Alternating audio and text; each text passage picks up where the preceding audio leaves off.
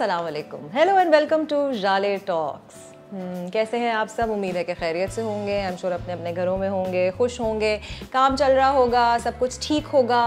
और आज मैं बेसिकली एक ऐसा शो करने के लिए जा रही हूँ जो कि थोड़ा सा ऑन दी ऑफेंस है, और वो इसलिए है because over the period of years हम सब ने, यानी कि औरत ज़ात ने, लड़की ज़ात ने, ये सारी ऐसी चीज़ें महसूस की हैं और उन महसूसमेंट्स को मैं लेकर आई हूँ अपने एहसासात के थ्रू। पहले तो मैं ये बता दूँ कि ये वाली जो एपिसोड मैं करने जा रही हूँ ये सिर्फ और सिर्फ मेरी अपनी ओपिनियन है। इसके बाद मैं इसका फॉलो अप एपिसोड करूँगी जिसके अंदर I will have people's actual experiences and I will be doing a reactionary on them. So मेरी बहन जो है माशाल्लाह, मेरी बहुत प्यारी एक ही छोटी सी बहन है जिसको मैंने हमेशा सोचा कि वो मेरी बेटी है, लेकिन नहीं, वो 3 साल छोटी है। बट उसमें और मुझ में ज़मीन आसमान का फ़र्क है। ज़मीन आसमान का फ़र्क ये है कि मैं लंबी हूँ, वो छोटी है, वो इंतहाई गोरी है, कलर्ड आइज़ हैं, ब्राउन आँखें हैं। आपको समझ आ रही होगी मैं किस तरफ जा रही हूँ। सो हमारी माशरे का एक मौम्मा है कि हम ख़वातीन को बहुत वर्बोस जज करते हैं। वर्बोस से मेरी मुराद के उनको बता के जज करते हैं। मतलब दूर दूर से तो लोगों को जज करना एक अलग बात है, लेकिन हर बार उनको नसीहत देना, बताना, अनवारंटेड एडवाइस देना, ये बैकग्राउंड को आप बिल्कुल भूल जाएं, कोई मसला नहीं है। हम एक वर्किंग ऑफिस में काम कर रहे हैं, so it's a live show. So मेरी बहन की मैं बात इसलिए यहाँ लेकर आई हूँ बिकॉज जायला मुझे हमेशा कहती है कि जाले, जब भी तुम यूट्यूब के लिए कोई शो करती हो ना, तो be nice and kind and sweet. So Zayla, जिसकी तस्वीर मैं यहाँ लगाऊंगी, उसामा प्लीज। तो जैसे कि आपने देखा कि मेरी बहन इंतहाई खूबसूरत है by Pakistani standards. She is Pathan, you know, she is got brown hair and coloured eyes and wow गोरी। सो मैंने इस वजह से क्या क्या फेस किया अपनी ज़िंदगी में, और लड़कियाँ ख़ास करके हमारे माशरे में वो अनोइंग और इरिटेटिंग बातें जो फेस करती हैं, उसके ऊपर मैं वीडियो बनाने जा रही हूँ। तो उसामा से इजाज़त है। उसामा, मैं स्टार्ट करूँ? वैसे तो मुझे उसामा से इजाज़त लेने की ज़रूरत नहीं है, लेकिन क्योंकि उसामा मेरे कंटेंट हेड है, और इसलिए इजाज़त नहीं ले रही कि वो लड़के हैं, इसलिए ले रही हूँ क्योंकि वो कंटेंट हेड है। Please make that clear. शुरू करते हैं हमारा जो पहला पॉइंट है।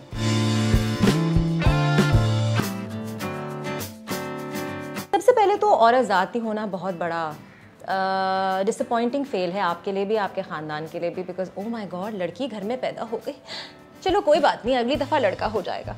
मुझे समझ नहीं आती ये इशू क्या है। हालांकि ये कहा जाता है कि बेटी का पैदा होना घर के लिए रहमत है, लेकिन इस बात की बिल्कुल नफ़ी की जाती है और ये सोचा जाता है कि लड़का पैदा होगा तो लड़का आपका ख्याल रखेगा, आपकी जद्दी पुश्ती का ख्याल रखेगा, he will be the bread winner, he will be responsible for everything. हालांकि जब टाइम प्रोग्रेस करता है तो जनरली लड़कियां ये सब कुछ कर रही होती हैं। सो उनके साथ ये मम्मा बचपन से शुरू हो जाता है, और जब वो स्कूल और कॉलेज की एज में आना शुरू होती हैं, और जब वो कहा जाता है मैरिजेबल एज में आना शुरू होती है, बल्कि इससे थोड़ा पहले भी, तो उनकी हर चीज़ पे कॉमेंटरी होती है, स्पेसिफिकली उनकी रंगत पे। अब एक घर में एक लड़की पैदा हुई है जिसके दोनों माँ बाप जो हैं वो लेट्स से मिक्सचर कलरिंग के हैं, ठीक है, यानी कि ना ज़्यादा गोरे हैं ना ज़्यादा काले हैं, वो मिक्स हैं।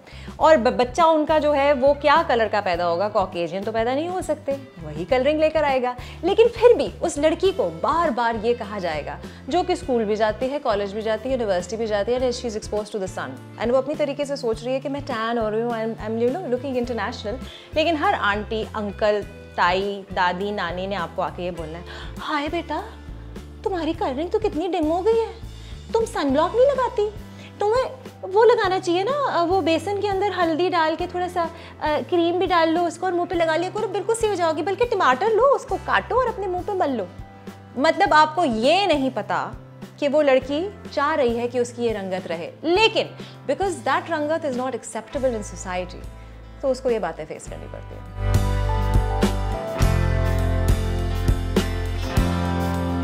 दूसरी चीज़ जो मैंने भी बहुत महसूस की, और वो मैं अपने ही पॉइंट ऑफ व्यू से और अपने एक्सपीरियंस के थ्रू आपको बताऊंगी, वो ये है कि मुझे हमेशा से पढ़ाई लिखाई में इंटरेस्ट था। कुछ लोग होते हैं उनको ज़बरदस्ती स्कूल भेजा जाता है पढ़ने के लिए। मैं स्कूल के अलावा भी बहुत सारी किताबें पढ़ती थी, ठीक है, और मेरा वास्ता सिर्फ इंग्लिश लिटरेचर से नहीं, मेरा रशियन लिटरेचर से, फ्रेंच लिटरेचर से भी रहा है। और मैंने बहुत सारे स्कूल ऑफ थॉट्स बहुत जल्दी अपनी स्टार्टिंग ऑफ टीन्स में पढ़ लिए थे। लाइक दोस्तोयेवस्की का नाम कोई नहीं जानता, लेकिन दोस्तोयेवस्की की तकरीबन crime and punishment and notes from the underground man, ये सब मैं पहले ही पढ़ चुकी थी। तो जब भी मुझे लोग ये पढ़ते हुए देखते थे तो मुझे बहुत सारी आंटीज़ डायरेक्टली मुझे कुछ नहीं कहती थी, बिकॉज मैं छोटी थी, 13-14 साल की उम्र थी मेरी अम्मा को ज़रूर ये जुमला आता था, हाय तुम्हारी बेटी क्या पढ़ रही है, इसकी शादी कैसे होगी, इतना पढ़ा लिखा लड़का कैसे मिलेगा। मतलब अल्टीमेट गोल जो है वो शादी होता है। और फिर जब आप स्कूल कॉलेज से प्रोग्रेस कर जाते हैं तो आपको आंटियाँ खुदा के ये कहती हैं, और मैं स्पेसिफिकली आंटियों की बात करूँगी because uncles really don't care, it's only the aunties, the puppies, the chachis, the tais, the darzans, the दूधवालीज and what not, कि बेटा इतना क्यों पढ़ रही हो, इतना पढ़ लिख के क्या करोगी, तुम्हारी तो वैसे ही शादी हो जानी है, ऐसे लड़के से शादी करो जो तुम्हारा ख्याल रखे ना, पैसे वाला। ये सवाल is the most irritating question, and इसका जवाब मेरे पास कोई नहीं था कभी भी, सिर्फ आज बोल रहे हैं। आपने पढ़ाई लिखाई कर ली, आपने कॉलेज भी, आपने अच्छी पोजीशन भी ले ली, आपने स्पेशलाइज कर लिया किसी चीज़ में, you know you become like an engineer, a doctor, और you done business management, something और the other, yada yada, and now you are in the look out for a job, because आपने खुद से ये सोचा है। कुछ लोगों के घरों में आपको सिखाया जाता है कि यू हैव टू बी खुद मुख्तार, और कुछ लोगों के घरों में ये कहा जाता है कि नहीं नहीं चलो बच्ची जो कर रही है उसे भी करने दो, उसकी जब शादी होगी तो फिर देख लेंगे। जो भी होता है, some people want to stand up for themselves and they want to earn their own living। तो जब जॉब की उम्र आ जाती है और जॉब करने के लिए निकलते हैं तो भी सबकी यही राय होती है कि बेटा जॉब चलो कर लो, इंटर्नशिप, हाँ पढ़ लो, मतलब दे तुमने पढ़ाई की है तो चलो थोड़ा सा उसको इस्तेमाल कर लो, अगर डॉक्टर भी बन रही हो या जो भी। एंड में तो अल्टीमेटली तुम्हारा एक घोड़ी पे एक सवार होके एक आदमी आएगा जिसने तुम्हारा ध्यान रखना है और तुम्हारी सारी नीड्स की टेक केयर करनी है। So why you just focus on that ना बेटा, रियली मतलब आप लड़कियों को ये सिखाना चाहती हैं कि they need to be rescued, why can't they be their own rescuers, और why can't they have their own living. किसी के पास जवाब है?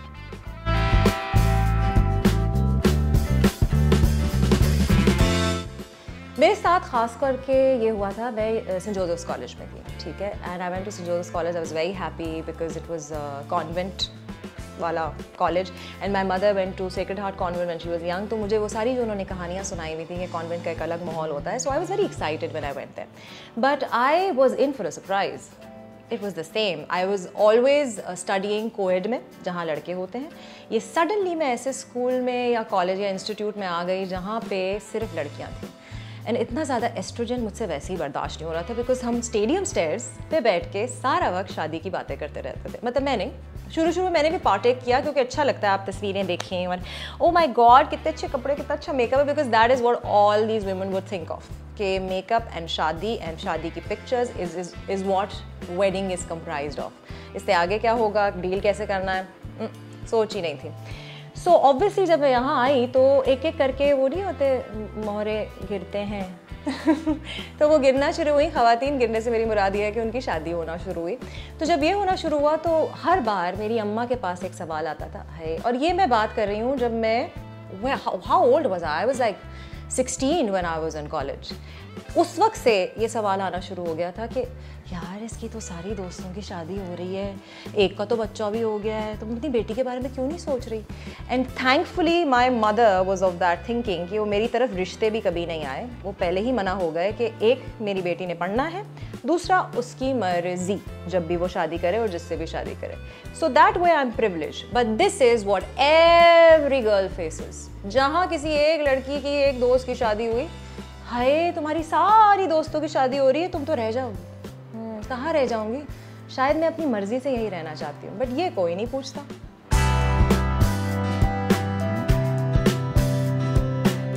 ऑब्वियसली जब मैं कॉलेज से निकल गई, फिर मैं यूनिवर्सिटी में आ गई, और यूनिवर्सिटी में अपने मास्टर्स सुनी, मैंने ऑनर्स किया था इन फाइन आर्ट्स।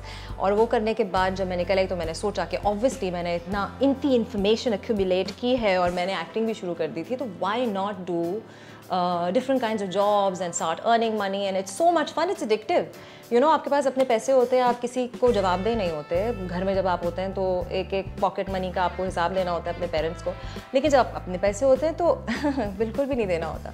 और जब शादी हो जाती है उसके बाद तो पता नहीं क्या कुछ हो रहा होता है भाईजान। सो ये सबसे अच्छा टाइम होता है when you start working and you start earning। सो ये वाले टाइम में ऑब्वियसली कॉलेज के ज़माने से अगर शादियाँ होना शुरू हो गई हैं तो यूनिवर्सिटी तक तो मतलब सारी जो हैं वो लड़के तक शादी करके बैठ जाते हैं। तो फिर आ जाती है बात, by the time you reach 23, 24 and this is what happened to me. हाय तुम्हारी, एक तो मैं लंबी, तो लोगों को लगता था कि मैं लंबी हूँ तो लंबी के साथ साथ मेरी उम्र भी वही है। लड़का कैसे मिलेगा इतना लंबा? एक तो हर चीज़ जो है वो लड़के पे डिपेंडेंट और शादी पे डिपेंडेंट। और दूसरी चीज़ ये कि हाय अब तुम अपनी बेटी के बारे में कुछ सोचो तो ना बेटा, तुम्हें कोई लड़का पसंद नहीं आया कॉलेज में, स्कूल में, यूनिवर्सिटी में? Honestly no. तो नहीं करोगी तो तुम्हारी उम्र निकल जाएगी।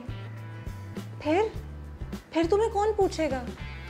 मतलब किस चीज़ के लिए उम्र निकल रही है मेरी? मतलब कोई शादी के लिए उम्र मखसूस है? I don't think so. I think शादी is a very big commitment, और वो तभी करनी चाहिए जब आप मैच्योर इनफ हो और आपका जहन एक पुख्ता हो जाए, ताकि आप उसको लॉन्गर लास्टिंग भी बनाएं, बजाय इसके कि जो भी पहले आए पहले पाइए के बेसिस पे आप उसकी हो जाए। सो ये भी एक इरिटेटिंग क्वेश्चन और स्टेटमेंट होता है कि उम्र निकल रही है, शादी कब करोगे? अच्छा, इसी की कंटिन्यूएशन में एक और चीज़ भी है कि आपके लड़के दोस्त नहीं हो सकते। You know, it's a very problematic thing. Same he jeans के दोस्त होने चाहिए आपके, लाइक लड़कियां, जो कि ये भी बड़ी क्वेश्चनेबल बात है, because as you know the world has progressed and now it's become open that gays exist, right? So women do like women and men do like men, और जितना ज़्यादा आप रिस्ट्रिक्ट करेंगे उतनी ज़्यादा ये चीज़ें और उस तरफ बढ़ती हैं। जब मैं कॉलेज में होती थी तो जो लड़कियाँ कोविड से नहीं आई थी, जो लड़कियाँ सिर्फ गर्ल्स कॉलेज स्कूल से आई थी, उनके लिए आदमी जो हैं वो एक you know they looked at main और बॉयज़ विद अमेजमेंट कि ये कोई यू नो खलाई मखलूक है। और मुझसे इस किस्म के सवाल आते थे, अच्छा तुम्हारे दोस्त हैं, ओह माय गॉड, अच्छा क्या करते हो तुम लोग? And I used to take everyone as an equal. Like for me, boys and girls are the same.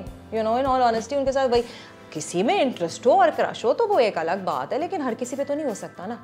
So अगर आपका कोई गलती से दोस्त है, लड़का है, तो पूरे ख़ानदान को ये लगता है कि वो आपका बॉयफ्रेंड है और या वो कोई प्रोस्पेक्टिव आपका हस्बैंड है। तो जब भी वो आपके घर आएगा पूरी दुनिया जो है वो आके बैठ जाएगी। हालांकि मोहल्ले से भी कोई ना कोई देख के आ जाएंगे, ओह अच्छा इसका वो दोस्त है, बड़ी बड़ी गाड़ी आई है, और उनको ये लगेगा कि अब भी जो है उसमें बैठेंगी और चली जाएंगी। मतलब क्यों?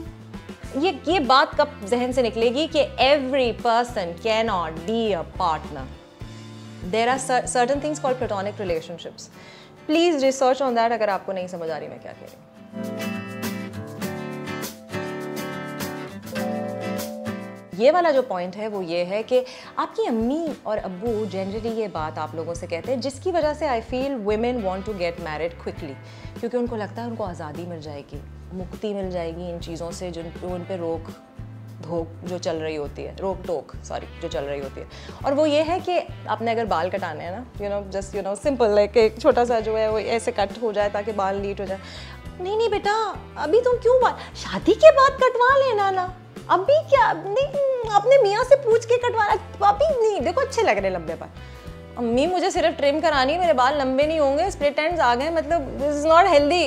लेकिन नहीं, ट्रिप पे जाना है बेटा, अभी क्या, अभी ट्रिप पे, शादी के बाद अपने मियाँ के साथ जाना ना ट्रिप पे, शादी के बाद अपने मियाँ के साथ जो है वो लाल बाल करवा लेना, शादी के बाद अपने मियाँ के साथ जो है वो जीन्स पहन के घूमना। मतलब शादी ना हो गई एक, मतलब एक आज़ादी, और शादी के बाद आपकी ज़िंदगी में दो ख़ानदानों का दबाव आ जाता है। सो ये जो आज़ादी की बातें हम सोच के अपने बच्चों को हमने ब्रेन वॉश किया हुआ होता है कि ना शादी के बाद जो है वो दरवाजे सारे खुल जाएंगे, everything is going to be so amazing. Please अम्मी, अब्बू, ताया, चाची, नानी, दादी अपनी बेटियों को और बेटों को वो सब कुछ करने दें एक हद में रहते हुए जो उनके लिए डेट्रीमेंटल या किसी और के लिए डेट्रीमेंटल नहीं है, और ये ना उनको ढोंग और यू नो उनको आप पता नहीं क्या लफ्ज़ ही नहीं आ रहा जहन में, धोखा दें कि शादी के बाद कोई और ज़िंदगी होगी। प्लीज़ सच सच बताएं, आप लोगों ने भी यही फेस किया होगा ना।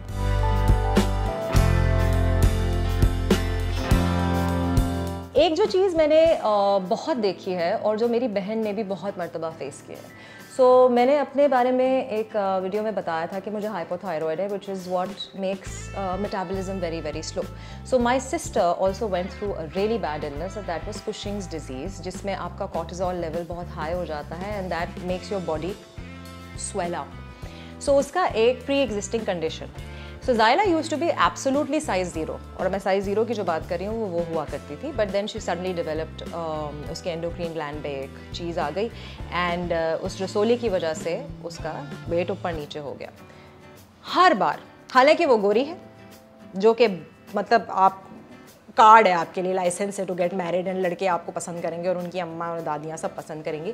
और coloured eyes, oh my god, Allah की देन, ये तो पका पकाया पैकेज. लेकिन बेचारी का जो है वो वेट बढ़ गया. सो हर किसी ने, चाहे वो खुद एक औरत हो या मर्द हो और एक सर्टन एज का हो, उसको ये ज़रूर बताया कि यार जाले, तुम जाले की बहन हो. क्योंकि जाले जो है वो पागल हो जाती है वर्कआउट कर करके, और उसने अपना खाना लिमिट इतना कर दिया है बिकॉज उसकी भी एक प्री एग्जिस्टिंग कंडीशन है. और जायला कैमरा के सामने नहीं, मेरी इसलिए है बिकॉज मैं कैमरा के सामने हूँ. लेकिन ये बताना ज़रूरी है, तुम जाले की बहन हो, बट तुम्हें क्या हुआ, तुम काफ़ी मोटी हो गई हो, और मोटी हो गई हो तो फिर यू नो थोड़ा सा वेट कम कर लो ना, तो ज़्यादा अच्छी लगोगी and you will probably get married. Like I said, हर चीज़ का अल्टीमेट गेन इज शादी, which I am so sick about. Even though I love my married life, I am not saying कि marriage is wrong, but people do it for the wrong reasons. That's what I am trying to say over here. खुदा के वास्ते कोई भी हो, उसको उसके wait के ऊपर बॉडी शेमिंग हर तरह की होती है, उसकी हाइट के ऊपर, उसकी आंखों पे, नाक पे, किसी चीज़ पे आपको अनवारंटेड एडवाइस नहीं देनी है जब तक कोई आपसे खुद आके नहीं पूछता. दिस इज़ एक बदतमीज़ी, अनएथिकल, एंड आपको नहीं पता दूसरा शख्स किस चीज़ से गुजर रहा है. सो मैं एक्चुअली विजिबली आपको डांट रही हूँ, and I am so sorry Zayla, I am being on the offence right now, but I had to.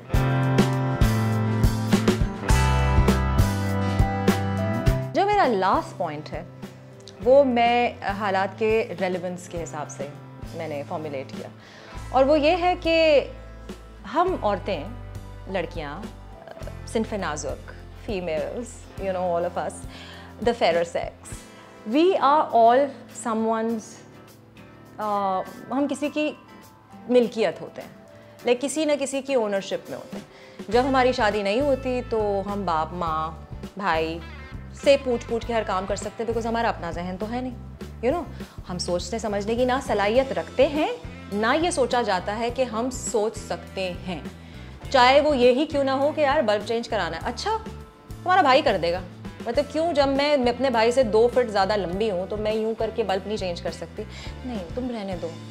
सो ये सारी चीज़ें जो हैं आपको हर किसी से पूछ के ही करनी होती हैं, यानी कि आप, you are not your own being, you are not your own self. So अभी जो केस हुआ था हाईवे पे, जो खातून का केस था जिसमें she was going with her children and she was harassed by man, and thankfully I thank that guy, जो पुलिस वाला था या जो भी ऑफिशियल था जिसने आके ये कहा था, बट वो रात गए यहाँ से क्यों गुजरी, ये रास्ता ही क्यों लिया, ये तो बड़ा डेंजरस रास्ता है.